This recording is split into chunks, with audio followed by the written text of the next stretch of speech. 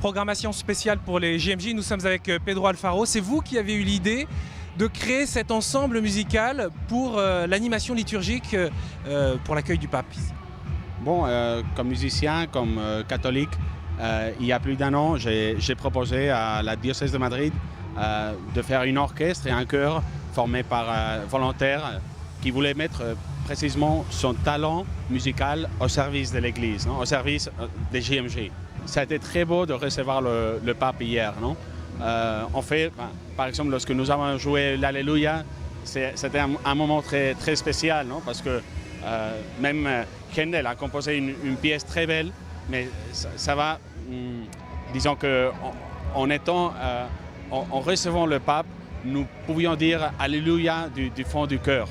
Ce n'est pas seulement la musique, c'est aussi dire Alléluia, le pape, le père de l'Église, le successeur de Pedro est avec nous. Non? Il représente une Église qui porte l'espoir dans le monde, une Église qui parle de la vérité, de l'amour, qui parle de la charité. Alors c'est à travers lui que l'Église parle, non? Ça représente la sécurité de quelqu'un qui est un guide auquel on peut suivre, non? De quoi la jeunesse espagnole, la jeunesse madrilène a-t-elle besoin pour vous aujourd'hui? Je pense que, bon, comme musicien, c'est obligé que je dise, non? Et je le pense vraiment, la jeunesse a besoin de beauté. La beauté qui est transcendante, la beauté qui ouvre l'esprit à la vraie liberté. Non? Je pense que la jeunesse espagnole, la jeunesse en général, est très sensible à la beauté. Et lorsque on écoute une pièce musicale ou on voit une image qui nous ouvre le cœur à la transcendance, je pense que c'est un des meilleurs services qu'on peut faire pour la jeunesse. Est-ce que vous percevez que ces journées mondiales, on voit ici les pèlerins autour de vous, est-ce que ces JMJ ont déjà un effet dans la ville?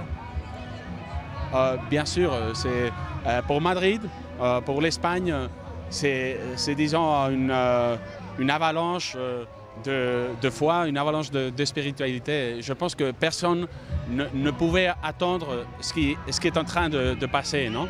Je suis sûr, personne n'imaginait comment Madrid allait changer, comme toute l'Espagne allait recevoir des pèlerins. Et c'est très beau de voir les gens normaux, peut-être ou les personnes qui peut-être ne croient pas, mais je pense que maintenant ils voient la foi d'une autre manière. Non? Ils voient que les gens sont respectueux, que tous les pèlerins viennent pleins de joie.